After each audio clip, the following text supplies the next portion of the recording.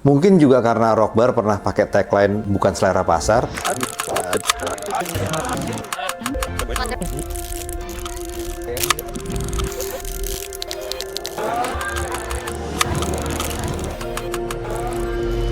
Bukan selera pasar. Ini mungkin yang bikin banyak orang salah paham. Mereka pikir artinya segmented, cuma buat segelintir orang. Padahal itu artinya kita beda.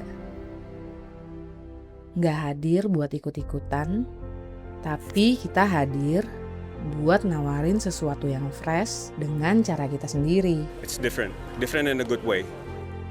Dan itu berlaku buat semua rasa kita. Karena RokBar emang dibuat buat mereka yang paham kualitas.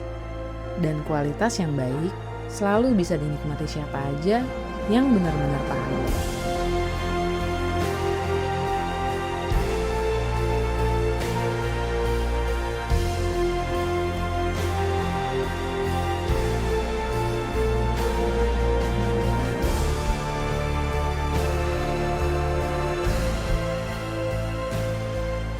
We're not done yet, cause the next layer is coming soon.